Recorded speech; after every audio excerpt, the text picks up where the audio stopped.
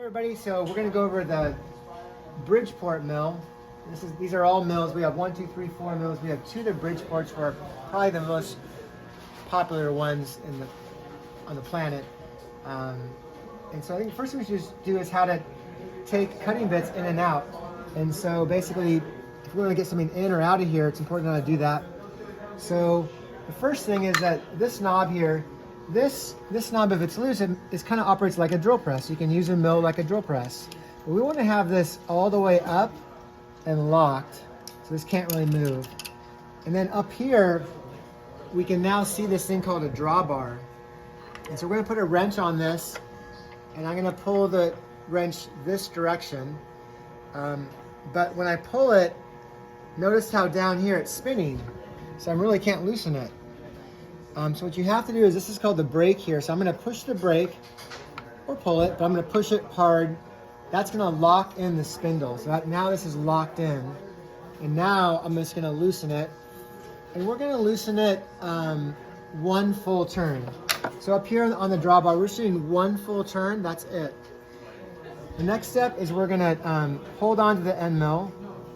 And you're going to basically hit the drawbar lightly and then hit it harder and really hard if needed.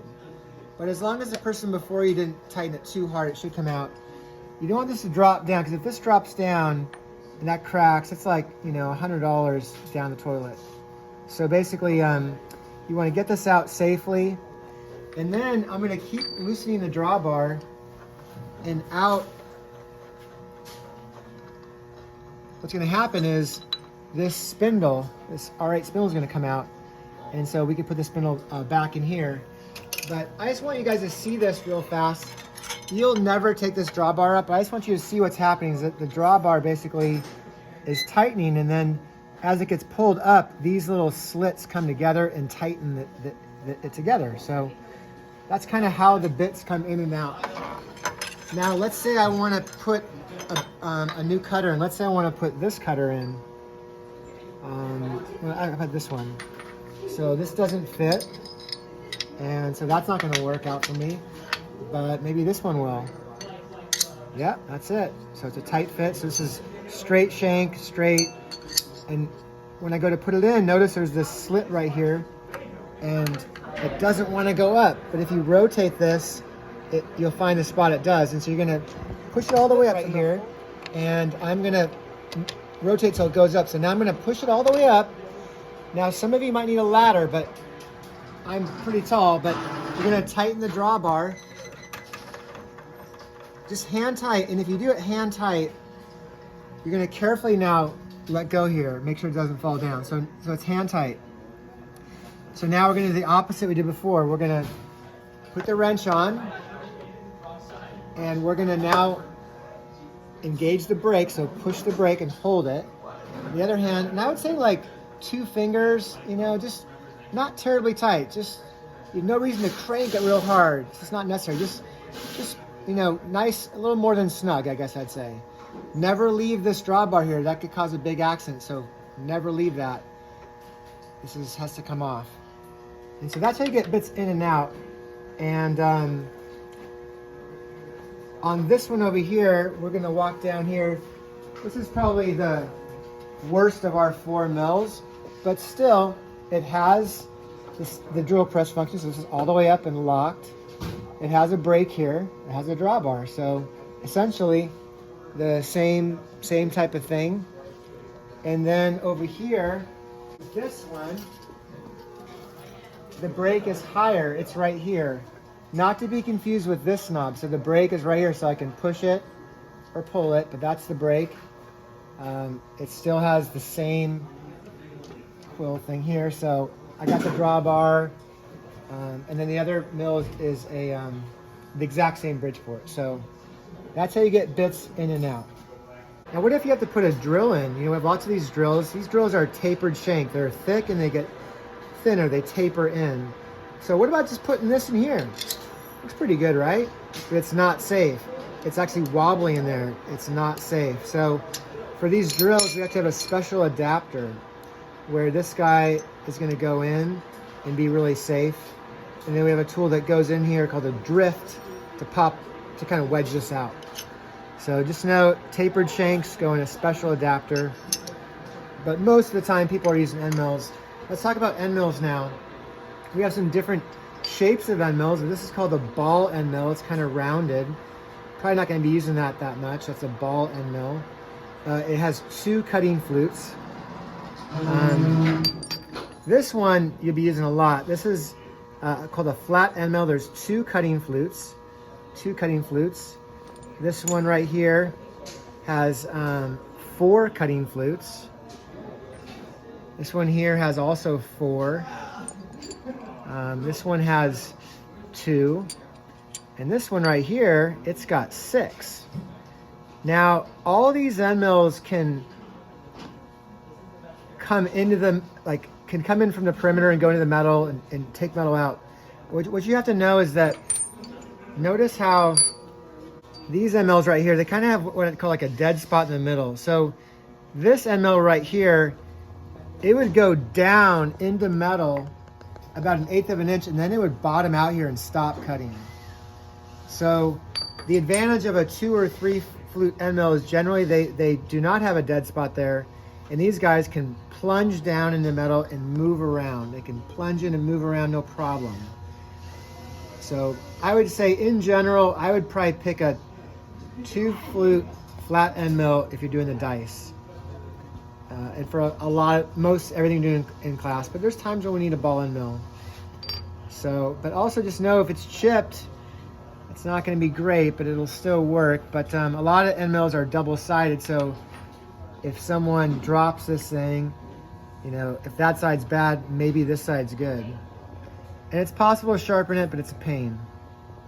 So if you turn the machine on, it should start spinning. There is a box down here. It's like the main power box. Green is on. But what's really important here is that the bit, we spin it clockwise. So look at that bit there. That's spinning clockwise. It's going like this. So it's spinning like a clock if we're looking down. So that's clockwise. This is not what we want. Counterclockwise, you're going to destroy the bit. Things are going to go very badly. So the main thing is make sure your bit's spinning clockwise. Now, if you look up here right now, if I move this up, it's going clockwise. If I move this down, it's going counterclockwise. Now, if you look over here, I'm in high gear right now. It says high. But if I go over to low gear, over to low, now, check this out. Over here, if I go up now this is going counterclockwise. See that? Now if I move the knob down, it's going clockwise. So I guess if I were to ask in a test question, is this always clockwise? And the answer is false. It depends if you're in high or low. So don't forget that. I would say if you're working in aluminum, we should really be in high. And sometimes this thing doesn't quite click in. You see that? It's not quite clicking in. So how do we fix that? So if you can grip down here, if I move this, it just clicked in. So I moved it by hand, it clicked in. So if it's like a little ajar like that, just take your hand down here and it should click in. Or alternatively, you could have the wrench be up here and just move it a little bit and it'll click in. So with high gear right now, you want to adjust the speed while it's on. And so this is our little marker here, this thing. So right now we're looking in the inner dial. So right now we're at about 1100. If you move this and go 1200, 1400. But you always do the speed adjustment while it's on. And then if we walk over here, we kind of made a real generic speed formula. So if we're doing aluminum, so 4 times 200 is 800. And then let's say we're using a 1/2 inch cutter.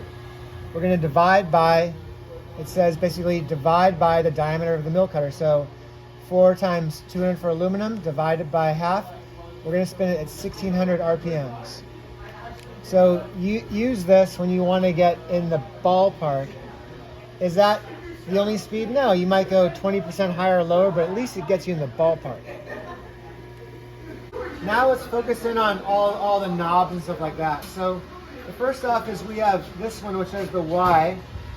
But if this isn't moving, this knob here locks in. And so if you can't do this, you want to have this be loosened. Now, should this be floppy loose? No, it should have maybe like just like one finger of tension, so that way that it moves more like robust and more sturdy, I guess.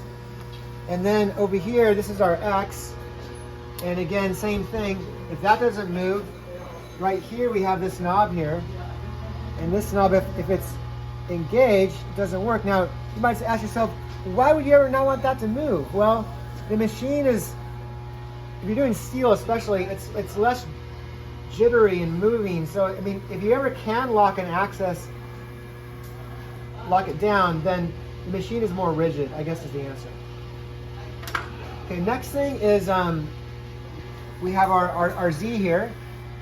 And let's now talk about this up here. We have to kind of zoom in here.